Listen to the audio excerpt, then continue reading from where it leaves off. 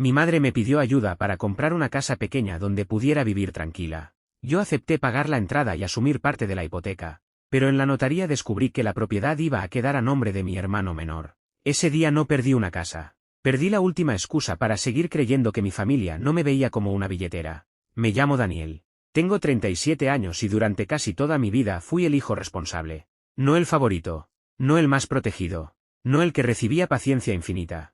El responsable. En mi familia, esa palabra sonaba como elogio, pero con los años entendí que también era una condena. Ser responsable significaba que, si había una cuenta atrasada, me llamaban a mí. Si mi madre necesitaba medicamentos, me llamaban a mí. Si había que acompañarla al banco, revisar un contrato, pagar una reparación, resolver una deuda o poner orden en algo que otro había desordenado, me llamaban a mí. Mi hermano menor, Marcos, era distinto. A él lo llamaban sensible. A él lo llamaban impulsivo. A él lo llamaban todavía inmaduro. A mí me llamaban fuerte. La diferencia parecía pequeña, pero era enorme. Si Marcos se equivocaba, todos buscaban explicaciones. Si yo ponía un límite, todos buscaban cómo hacerme sentir culpable. Mi madre, Carmen, siempre supo usar esa diferencia. No de forma agresiva al principio. No con gritos. No con amenazas directas. Lo suyo era más suave. Más difícil de señalar. Una llamada con voz cansada. Un suspiro antes de pedir algo. Una frase sobre lo mucho que una madre se sacrifica. Un silencio largo después de que yo decía que necesitaba pensarlo. Y luego la frase final. Tú siempre has sido el que entiende. Durante años, confundí eso con amor. Ahora sé que muchas veces era presión. Mi madre no tuvo una vida fácil. Eso era verdad. Mi padre murió cuando yo tenía 20 años y Marcos 15. Ella trabajó mucho. Sostuvo la casa como pudo y sacó adelante a 2 hijos con más esfuerzo del que nosotros entendíamos en ese momento. Por eso me costaba negarle algo. Por eso, cuando llamaba, yo contestaba. Por eso, cuando lloraba, yo cedía. Y por eso Marcos aprendió muy rápido que si él fallaba, mamá lloraba y yo terminaba resolviendo. Al principio fueron cosas pequeñas.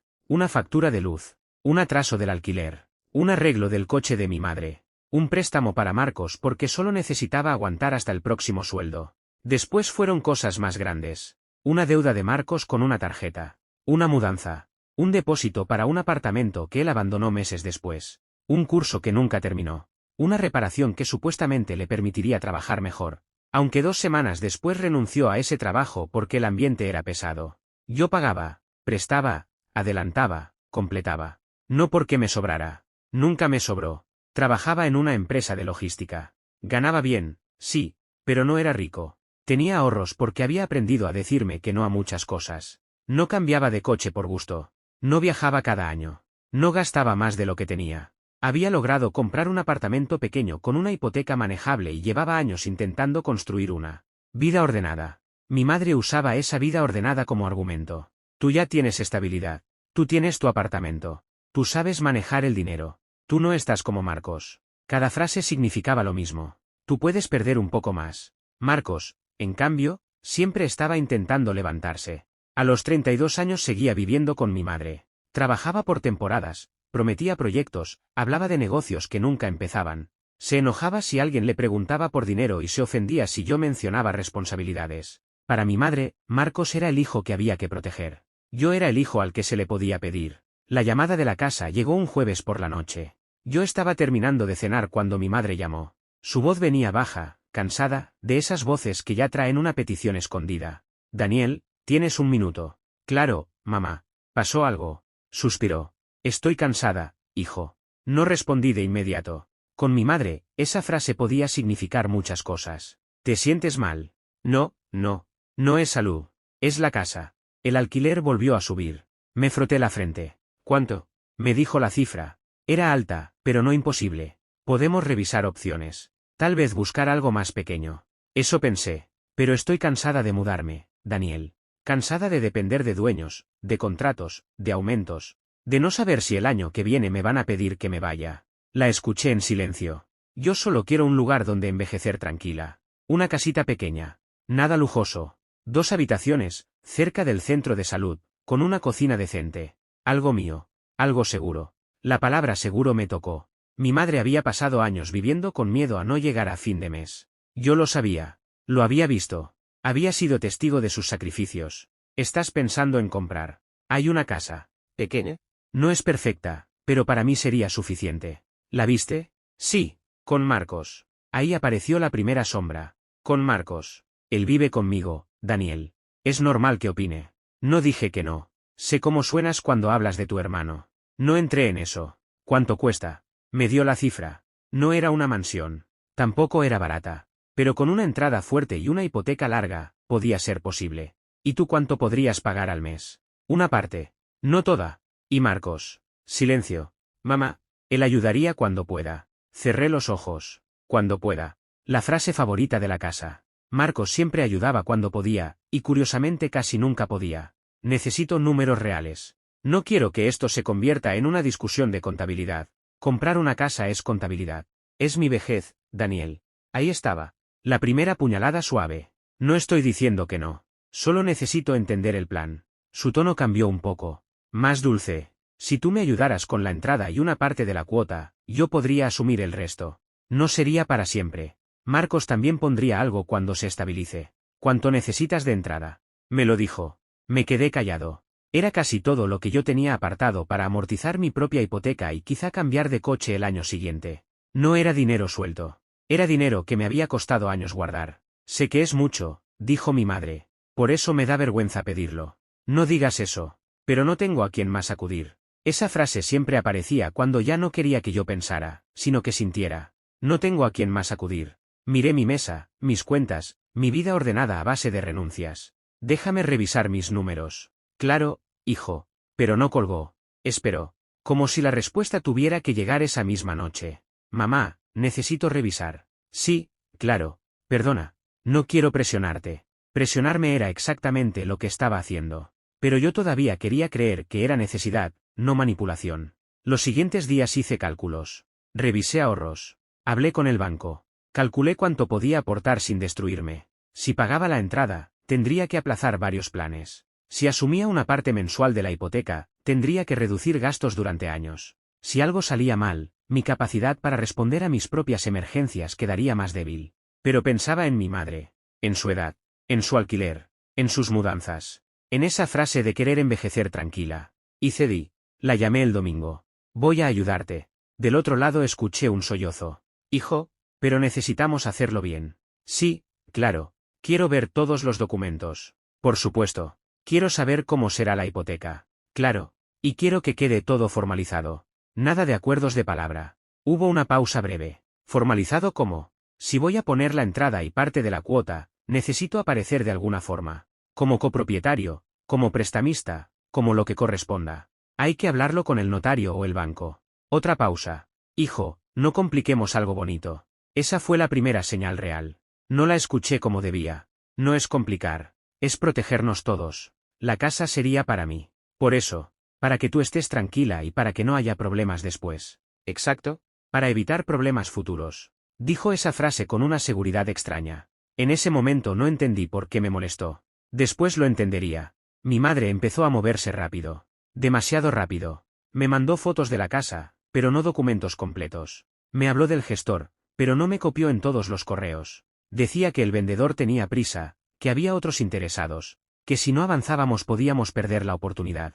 Cada vez que yo pedía algo, aparecía una excusa. El gestor lo tiene. Luego te lo mando. No sé usar bien el correo. Marcos tiene esa copia. No te preocupes, hijo, todo está bien.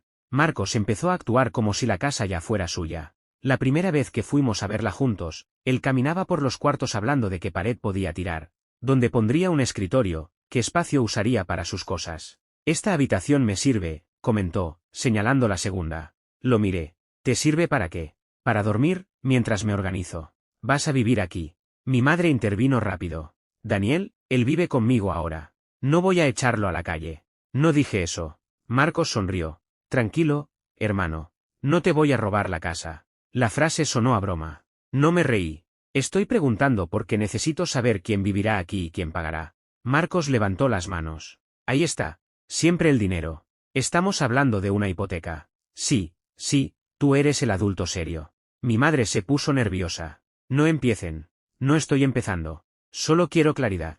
Marcos ayudará cuando pueda, repitió ella. Marcos se encogió de hombros. Cuando consiga algo estable, claro. Yo sabía qué significaba eso.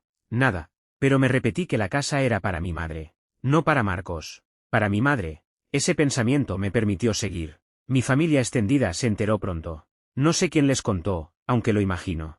Empezaron a llegar mensajes. Mi tía Clara escribió que Dios me iba a multiplicar por ayudar a mi madre. Mi primo Raúl escribió que menos mal yo sí respondía por ella. Mi tía Elena escribió que un hijo nunca se arrepiente de ayudar a quien le dio la vida. Cada mensaje parecía elogio. Cada elogio llevaba una cuerda. El que más me molestó fue de un tío que casi nunca llamaba. Tu hermano no está en condiciones, así que te toca a ti. Así es la vida. Te toca.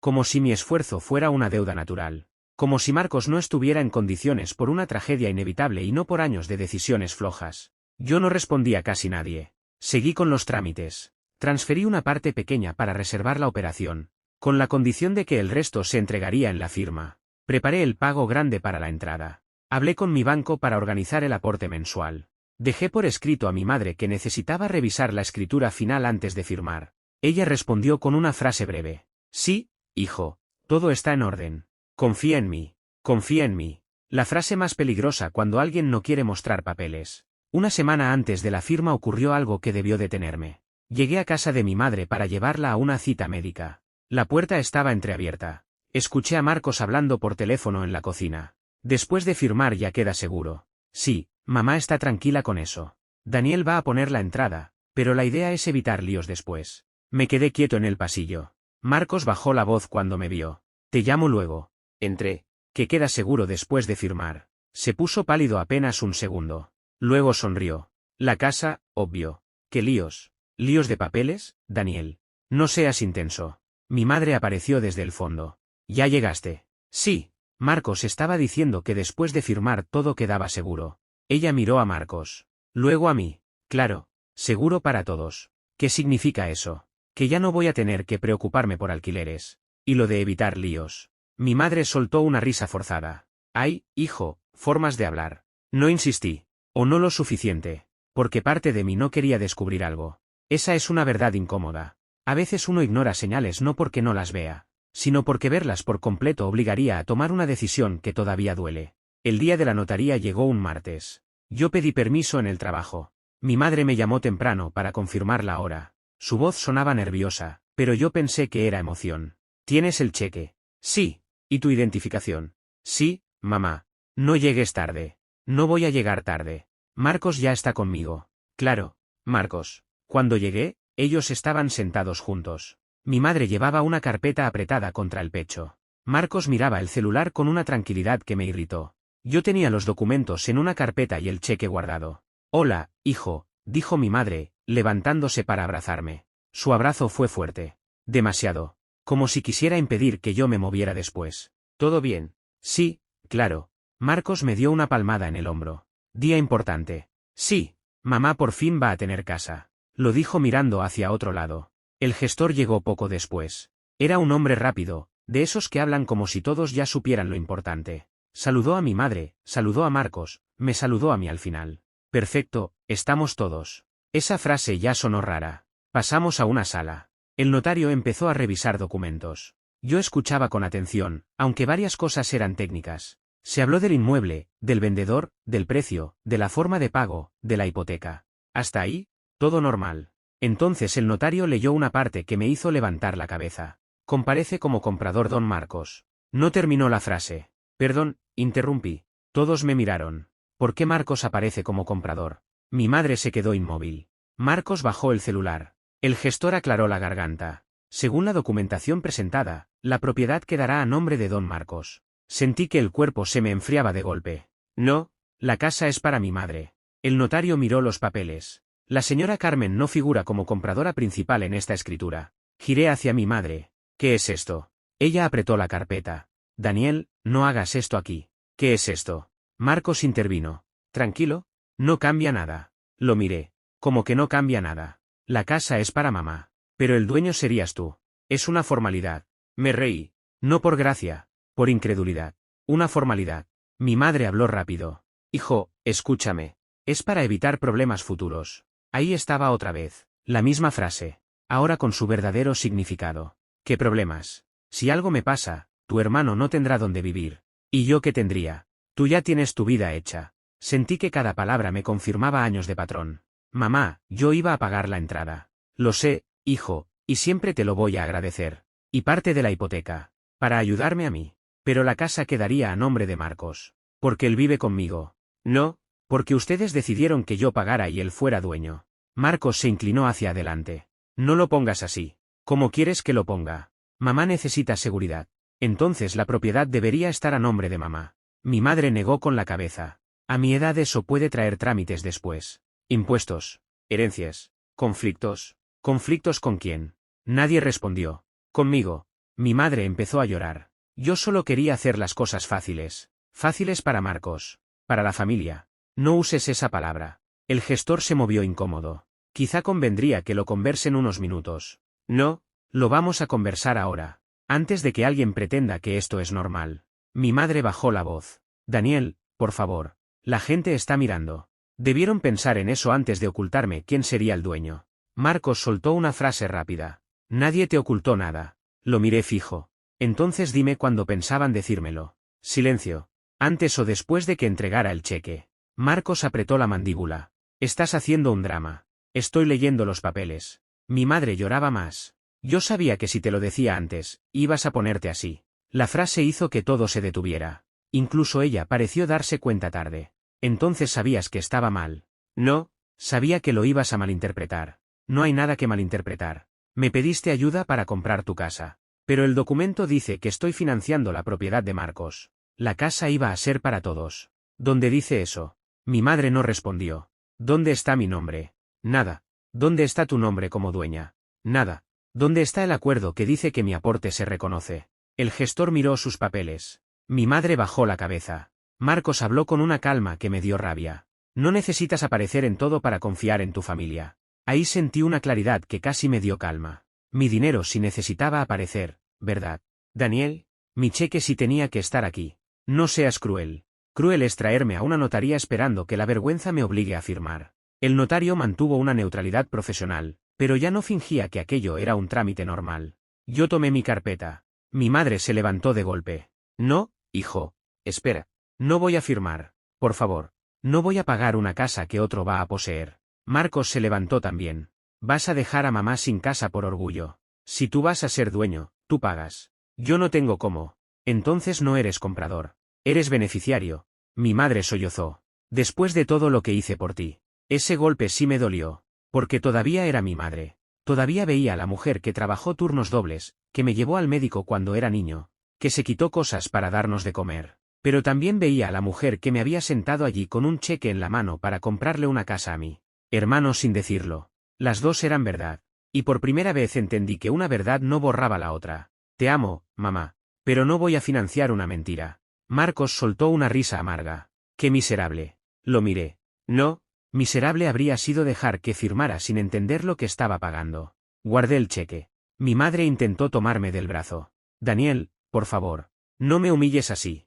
Me aparté despacio. No fui yo quien te trajo a una notaría con un plan escondido. Era para proteger a tu hermano. Siempre es para proteger a Marcos. Él no tiene tu estabilidad. Porque nunca tuvo que aprenderla. Marcos dio un paso hacia mí. No hables como si fueras mejor que yo. No soy mejor. Solo soy el que iba a pagar. El silencio que siguió fue pesado. Yo salí de la sala. Mi madre lloraba detrás de mí. Marcos me siguió hasta el pasillo. Si te vas, perdemos la casa. Me detuve. No, pierden una casa que querían comprar con mi dinero y tu nombre. Mamá no va a perdonarte. Tal vez. Pero yo tampoco me habría perdonado firmar. La familia te va a ver como un egoísta. La familia puede leer la escritura si quiere. Se quedó callado. Salí de la notaría con las manos temblando. No por duda. Por la cantidad de años que acababan de acomodarse de golpe en mi cabeza. Las facturas. Los préstamos. Las llamadas. Los tú puedes. Los Marcos necesita. Los tu madre no tiene a nadie más. Los confía en mí.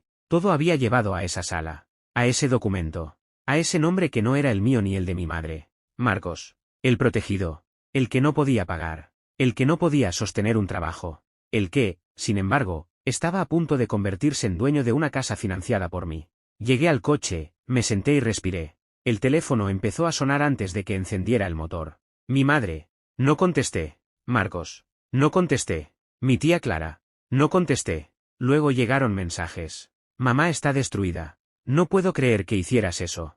Era solo un papel. Humillaste a tu madre. Tu hermano no tiene la culpa. Vuelve antes de que se caiga la operación. Miré la pantalla. Por primera vez en años, no sentí la necesidad inmediata de explicar, justificar, suavizar o volver corriendo a reparar el incendio emocional que ellos habían encendido. Sentí claridad. Me habían pedido ayuda para darle estabilidad a mi madre, pero el documento decía otra cosa. Yo pagaba. Marcos era dueño. Y la palabra familia solo servía para que no preguntara demasiado. Llegué a mi apartamento, dejé el cheque sobre la mesa y me quedé mirándolo. Ese papel había estado a minutos de convertirse en la entrada de una casa que no iba a estar a mi nombre. Ni siquiera al nombre de mi madre. A nombre de Marcos. El hijo que no podía pagar. El hijo que necesitaba seguridad. El hijo que siempre recibía el beneficio mientras yo recibía la obligación. Los mensajes siguieron llegando. Mamá está llorando. Marcos dice que no entiende tu reacción. El gestor está esperando. Todavía pueden firmar si vuelves. Un buen hijo no hace esto. Después no te quejes si tu madre se enferma. Esa última frase llegó de mi tía Clara. La leí varias veces. No por culpa, por cansancio. Mi madre no se había enfermado cuando ocultó los papeles. No se había enfermado cuando decidió que mi dinero podía entrar en una propiedad donde mi nombre no aparecería. Pero podía enfermarse ahora que yo me negaba a participar. Respondí solo una cosa. Díganle al gestor que no voy a firmar nada. Si Marcos será dueño, Marcos paga. Después apagué el teléfono durante una hora. Necesitaba silencio. Necesitaba escuchar mis propios pensamientos sin el ruido de la familia diciéndome quién debía ser. Cuando lo encendí, tenía un mensaje de voz de mi madre. Su voz sonaba rota. Hijo, por favor. No sé qué estás pensando, pero no fue una traición. Yo solo quería dejar todo ordenado. Tu hermano vive conmigo. Tú ya tienes tu apartamento. Tú tienes trabajo. Tú tienes estabilidad. Marcos no tiene nada. Si algo me pasa, ¿qué va a ser de él? No me hagas esto. No me dejes sin casa por un malentendido. Malentendido. La palabra casi me hizo reír. No había malentendido. Había una escritura. Había un comprador. Había un cheque. Había un nombre. Y ese nombre no era el mío. Llamé a mi banco. Expliqué que no quería que se ejecutara ninguna transferencia relacionada con esa operación. Por suerte, el pago grande todavía no había salido. Solo había una reserva inicial. Una cantidad menor que yo había entregado días antes para sostener la operación mientras se cerraba todo. El empleado me dijo que la transferencia preparada podía cancelarse. Sentí un alivio físico. Después llamé al gestor. No contestó la primera vez. Contestó en la segunda. Daniel, estaba por llamarte. Necesito copia de todos los borradores y documentos donde aparezca mi participación. Silencio breve. Mira, creo que hubo una confusión familiar. No hubo confusión. Quiero documentos. Eso tendrían que autorizarlo tu madre y tu hermano. Mi dinero iba a entrar en la operación. Sí, pero formalmente. Formalmente, ¿yo qué era? Otra pausa. Según lo que se había planteado, tú ibas a aportar fondos para la entrada y ayudar con algunos pagos. Pero no aparecía como comprador. No, como copropietario. No, como acreedor. No estaba reflejado así. Como aval. En una parte del crédito se estaba evaluando tu capacidad de apoyo. Sí. Apoyé la mano contra la mesa. O sea, podía quedar vinculado al pago, pero sin propiedad. El gestor respiró fuerte. Eso depende de cómo se firmara finalmente. No me hables como si no entendiera. Mi madre pidió que la casa quedara a nombre de Marcos. Daniel, ¿sí o no? Sí, fue la instrucción que recibimos. ¿Desde cuándo? Desde el inicio de la preparación de la escritura. Desde el inicio. No fue un ajuste de último minuto. No fue un error. No fue un malentendido.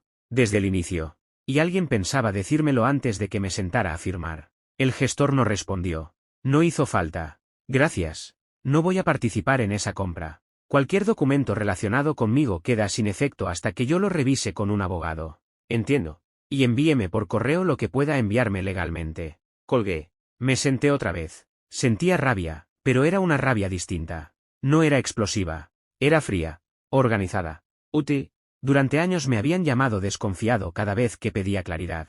Ese día entendí que a veces la desconfianza no aparece porque uno sea malo, sino porque los demás llevan demasiado tiempo mereciéndola. Esa noche llamé a un abogado conocido de un amigo. Le expliqué todo. La petición de mi madre, la entrada, la hipoteca, el hermano como comprador, la notaría, el posible aval. El abogado escuchó sin interrumpir. Cuando terminé, dijo algo que me sostuvo más de lo que esperaba. Hiciste bien en levantarte. No sé por qué esa frase me golpeó tanto. Tal vez porque llevaba horas recibiendo mensajes donde yo era el cruel, el egoísta, el hijo que abandonaba. Escuchar a alguien decir que había hecho bien fue como respirar aire limpio. Si firmabas sin aparecer como propietario ni tener un contrato de préstamo claro, tu dinero podía convertirse en una aportación difícil de reclamar. Y si además te vinculaban de alguna forma al crédito, podías tener obligación sin derecho real sobre el inmueble. Eso era lo que intentaban. No puedo hablar de intención sin ver todo. Pero el resultado práctico era ese. El resultado práctico. Otra forma elegante de decir la verdad. Yo pagaba. Marcos ganaba. Mi madre lloraba. Y la familia lo llamaba amor. Al día siguiente fui a ver a mi madre. No quería hacerlo por teléfono. Tampoco fui sin cuidado. Le dije a Sergio, mi mejor amigo, que supiera dónde estaba y que me llamara en media hora. No porque creyera que mi familia fuera peligrosa, sino porque sabía que podía quedarme atrapado en una conversación eterna de culpa. Cuando llegué, Marcos estaba allí. Claro, sentado en la mesa, con cara de víctima ofendida. Mi madre tenía los ojos hinchados. Hijo, murmuró apenas me vio. No me acerqué a abrazarla. Eso la sorprendió. Vine a hablar claro. Marcos soltó una risa seca. Ahora si quieres hablar. Lo miré. Contigo también. Mi madre se apretó las manos. No sé por qué hiciste eso ayer. Levantarme. Humillarme. No te humillé. Leí la escritura. Me dejaste llorando frente a todos. Me llevaste a firmar algo que no me explicaste. Era para evitar problemas futuros. No, era para asegurarle una casa a Marcos con mi dinero. Marcos se enderezó. Nadie te obligó a ofrecer ayuda. Me pidieron ayuda para mamá, no una propiedad para ti. La casa era para que mamá viviera. Entonces debía estar a nombre de mamá. Mi madre negó con la cabeza. Tú no entiendes. A mi edad, poner cosas a mi nombre complica todo. Luego vienen herencias, impuestos, peleas. ¿Peleas con quién? Otra vez silencio. Conmigo. Mi madre miró hacia la ventana. No quería que algún día Marcos quedara desprotegido. Y yo. Tú tienes tu vida. Esa frase era una puerta cerrándose. Tú tienes tu vida. Como si haber construido algo me quitara derecho a ser tratado con justicia. Como si ahorrar, trabajar y no meterme en problemas fuera una razón para que mi familia pudiera quitarme más. Mamá, yo iba a sacar dinero de mis ahorros. Iba a asumir parte de una hipoteca. Iba a aplazar mis propios planes. Y yo te lo iba a agradecer toda la vida. Pero Marcos iba a ser dueño. Para que la casa quedara en la familia. Yo también soy familia. Mi madre no respondió. Marcos sí. Nadie dice que no. Pero tú ya tienes un apartamento. Yo no tengo nada. Entonces trabaja para tener algo. Se levantó. Qué fácil hablar desde tu comodidad. Mi comodidad no cayó del cielo. Siempre te creíste mejor. No, ustedes siempre me trataron como si ser mejor organizado significara que podía ser usado más. Mi madre empezó a llorar. No puedo creer cómo me hablas. Yo no puedo creer que me pidieras un cheque para una casa que no sería tuya ni mía. Sería mía en vida. No legalmente. Pero Marcos nunca me echaría. Miré a Marcos. No dije nada. No hizo falta. Marcos se ofendió. ¿Qué? ¿Crees que voy a echar a mamá? Creo que no quiero apostar mis ahorros a tu promesa. Eres un miserable. Puede ser. Pero ser miserable me habría salido más barato si lo aprendía antes. Mi madre se levantó también. No llames así a tu hermano. Él me acaba de llamar miserable. Está dolido. Y yo estoy usado. Ella se quedó quieta. Esa palabra entró en la habitación y ninguno supo sacarla. Usado. Porque eso era. No confundido. No sensible. No dramático. Usado. Si querían que Marcos fuera dueño, debieron decírmelo desde el primer día. Mi madre habló más bajo. Si te lo decía antes, ibas a negarte. Ahí estaba de nuevo. La frase que lo confirmaba todo. Entonces sabías que necesitabas esconderlo. No, sabía que no ibas a entender. Entender sí. Aceptar no. Marcos se cruzó de brazos. ¿Y ahora qué? ¿Vas a dejar que mamá siga alquilando? Voy a ofrecer una alternativa justa. Mi madre levantó la mirada con esperanza. ¿Cuál? Si yo pongo la entrada y parte de la hipoteca, aparezco proporcionalmente en la propiedad. O la casa queda a nombre de mamá y mi aporte se registra legalmente como préstamo o participación. O yo ayudo con un alquiler más manejable durante un tiempo mientras buscas algo que puedas pagar sin mí. Pero no voy a financiar una propiedad a nombre de Marcos. La esperanza en la cara de mi madre desapareció. Eso también me dio una respuesta. Porque si su objetivo principal hubiera sido tener techo, una de esas opciones habría servido. Pero no. La condición invisible era que Marcos quedara protegido como dueño. No quiero meter a la familia en papeles fríos, dijo. La escritura que ponía a Marcos como comprador también era un papel frío. No es lo mismo. Claro que no. Ese papel beneficiaba a Marcos. Marcos golpeó la mesa con la mano. Porque yo también necesito estabilidad. Entonces paga estabilidad. No puedo. Entonces no seas dueño. Mi madre lloró más fuerte. No puedo creer que seas capaz de decir eso. Yo no puedo creer que sea la primera vez que alguien se lo dice. La conversación terminó ahí. No porque hubiéramos resuelto algo. Porque Sergio llamó, como habíamos acordado, y yo aproveché para salir. Antes de irme, mi madre dijo la frase que antes me habría destruido. La familia no te va a perdonar esto. Me giré en la puerta. Quizá, pero yo sí me voy a perdonar no firmar. Los días siguientes fueron una campaña. No encuentro otra palabra. Una campaña. Mi tía Clara me llamó cruel. Mi tío Ernesto dijo que el dinero me había cambiado. Una prima escribió que un hijo nunca debía poner condiciones a su madre. Un primo, que llevaba años sin visitar a mi madre, me mandó un audio larguísimo diciendo que yo debía estar agradecido de poder ayudar. Respondí solo a algunos. A mi tía Clara le escribí. No le estoy cobrando a mi madre. Estoy negándome a financiar una mentira. A mi tío Ernesto le escribí. El dinero no me cambió. Leer la escritura sí. A mi prima le respondí. Las condiciones aparecieron cuando mi nombre desapareció de los papeles. Al primo del audio no le respondí. No valía la pena. La compra empezó a caerse. El vendedor no quiso esperar demasiado. El gestor pidió definiciones. La reserva estaba en riesgo. Mi madre me llamó varias veces, cada vez con un tono distinto. Primero dulce. Hijo, todavía podemos arreglarlo. Luego dolido. No he dormido desde ese día. Después acusador. Me estás castigando por pensar en tu hermano. Finalmente desesperado. Vamos a perder la reserva. Esa última sí la contesté. ¿Cuánto se pierde? Me dijo la cantidad.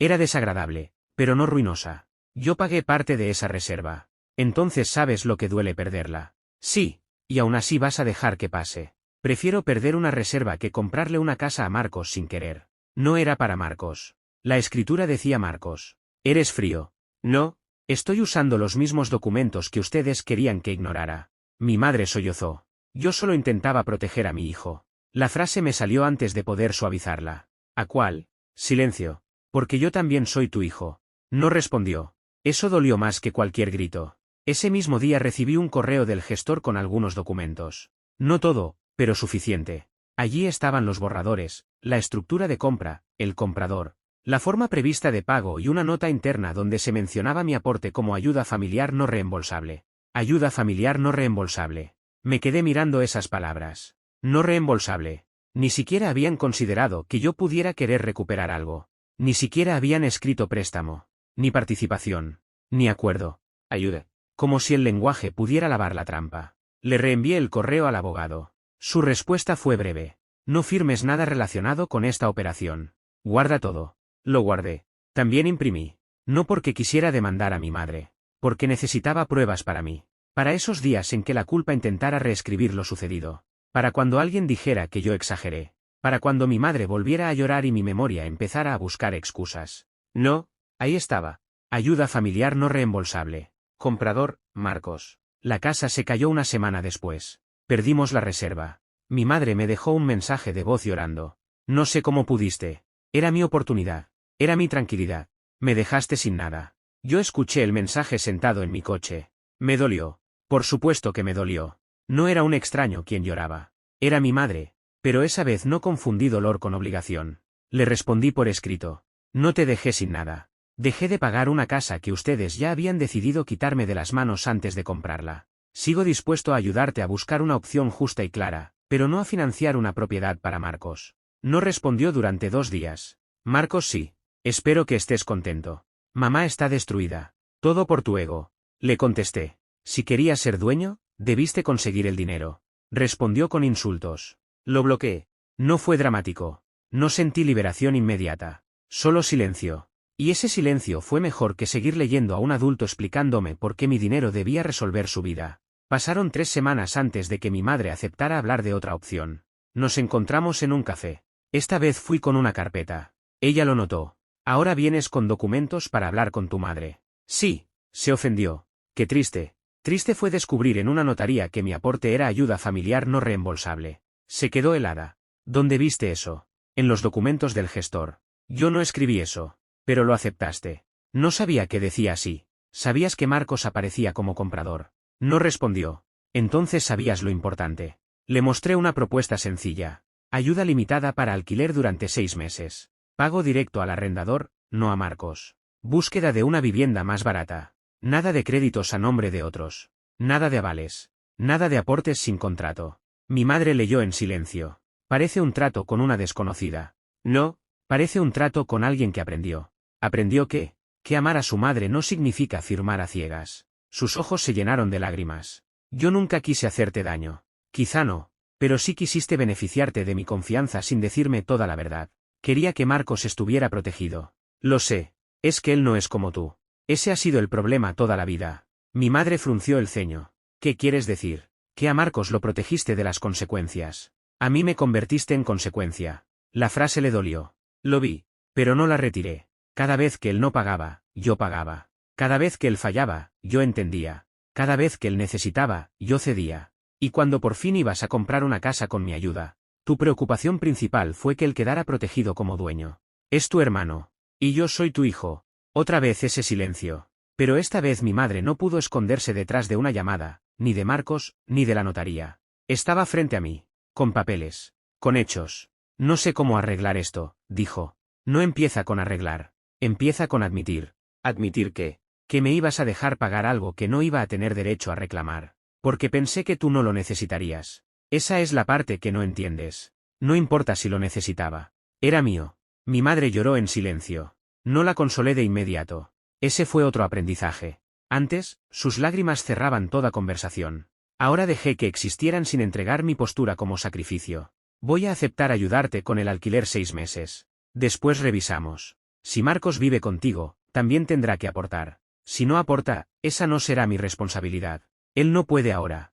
Entonces él también tendrá 6 meses para aprender. Mi madre apretó la servilleta. ¿Te has vuelto duro? No, me volví atento. No le gustó, pero no discutió. Aceptó la ayuda limitada. No porque estuviera de acuerdo. Porque era eso o nada. La familia extendida dijo que yo había humillado a mi madre con contratos. Yo dejé de responder. Mi madre encontró un alquiler más pequeño 2 meses después. No era la casa soñada. No era propiedad. No tenía patio. Pero era estable, más barato y cerca del centro de salud. Yo pagué una parte durante 6 meses, directamente al arrendador. Marcos prometió aportar. El primer mes lo hizo. El segundo, la mitad. El tercero, nada. Mi madre intentó insinuar que yo podía cubrir su parte. Solo este mes, Daniel. No, pero si no completamos. Habla con Marcos. Está buscando trabajo. Entonces que busque también cómo pagar lo que prometió. No seas así. Así es como se rompe el patrón. Mi madre colgó molesta. Pero no pagué. La parte de Marcos la terminó cubriendo él después de vender una moto que casi no usaba. Protestó durante días, pero pagó. Por primera vez, una consecuencia llegó a la persona correcta. No voy a fingir que todo se arregló. Mi relación con mi madre cambió. No se rompió por completo, pero dejó de estar construida sobre llamadas de emergencia y culpa. Ahora, si me pedía algo, yo preguntaba. ¿Cuánto? ¿Para qué? Ahí recibo. ¿Quién más aporta? Está Marcos incluido. Al principio se ofendía. Soy tu madre, no una empresa. Yo respondía. Y yo soy tu hijo, no un fondo sin papeles. Con el tiempo, empezó a entender que mi nueva forma de ayudar tenía bordes. Antes mi ayuda era un pozo abierto. Ahora era una puerta con condiciones. Marcos se alejó más. Me llamó interesado. Me llamó soberbio. Dijo que yo me creía rico. Dijo que algún día iba a necesitar a la familia. Yo le respondí una sola vez. Ojalá ese día la familia lea los papeles antes de firmar por mí. Después dejé de discutir. Un año más tarde, mi madre me invitó a comer. Fui. No con la inocencia de antes, pero fui. Marcos no estaba. Eso ya era una señal. Después de comer, mi madre sacó una carpeta. Por un segundo sentí que el cuerpo se me tensaba. Ella lo notó. No es nada malo. La abrió. Eran recibos. Alquiler pagado. Servicios. Aportes de Marcos. Una hoja donde ella misma había anotado que pagaba cada uno. Quería mostrarte que estoy llevando cuentas, dijo. No supe qué responder. No perfecto, añadió. Pero estoy intentando. Miré las hojas. No eran documentos importantes para un banco. No eran contratos grandes. Pero para nosotros significaban más que eso. Significaban que mi madre, por primera vez, entendía que la claridad no era falta de amor. Gracias, dije. Ella asintió. También quería decirte algo. Esperé. Le costó. Lo de la casa estuvo mal. No añadió pero. No dijo tú también. No dijo yo solo quería. Solo eso. Estuvo mal. Sí, respondí. Quise proteger a Marcos porque siempre me dio miedo que se quedara solo. Lo sé. Y en ese miedo, asumí que tú ibas a estar bien aunque te quitara algo. La miré. Esa fue la disculpa más honesta que había escuchado de ella. No te quitaste algo pequeño, mamá. Intentaste quitarme el derecho a decidir. Bajó la mirada. Lo sé. No hubo abrazo dramático. No hubo promesa de familia perfecta. Solo una madre admitiendo tarde algo que debió saber antes. Y un hijo entendiendo que aceptar una disculpa no significa volver a ser ingenuo. Te agradezco que lo digas. Pero mis límites siguen. Lo sé. Y, por primera vez, sonó como si de verdad lo supiera. La casa nunca se compró. Marcos nunca fue dueño. Mi madre siguió alquilando, pero con un contrato claro, un gasto posible y una realidad menos fantasiosa. Yo seguí ayudando de vez en cuando, pero nunca más sin documentos, sin montos, sin acuerdos y sin mirar quién se beneficiaba realmente. Algunos familiares todavía cuentan la historia como si yo hubiera dejado a mi madre sin su casita. Yo no corrijo a todos. No hace falta. La gente que quiere entender pregunta. La gente que solo quiere juzgar no necesita pruebas, solo un villano. Durante mucho tiempo me dolía ser ese villano. Ahora no tanto. Porque sé lo que habría pasado si me quedaba sentado en esa notaría. Habría entregado el cheque. Habría firmado alguna obligación. Marcos habría sonreído con una propiedad nueva. Mi madre habría llorado de alivio. La familia me habría llamado buen hijo durante una semana. Y después, durante años, yo habría pagado una casa que no era mía. Mientras todos me decían que no fuera mezquino, que era para la familia, que un papel no importaba. Pero los papeles sí importan. Importan porque allí se escribe la verdad que muchas familias intentan ocultar con palabras bonitas. En la boca de mi madre, la casa era tranquilidad. En la boca de mis tíos, era amor filial. En la boca de Marcos, era familia. En la escritura, era propiedad de mi hermano. Eso fue lo único que necesitaba saber. Mi familia dijo que fui cruel por levantarme antes de firmar. Yo lo llamé aprender. Aprender que un buen hijo también puede leer los papeles. Aprender que amar a una madre no significa financiar una trampa. Aprender que ayudar no significa desaparecer de la escritura. Aprender que si mi dinero es necesario para comprar una casa, mi nombre también es necesario para firmarla. Ese día dejé de ser el hijo que entendía todo para que otros no tuvieran que explicar nada. Y aunque mi madre lloró, mi hermano me insultó y la familia me señaló. Yo salí de esa notaría con algo que ninguna casa a nombre de Marcos podía darme. Salí con mi futuro todavía en mis manos.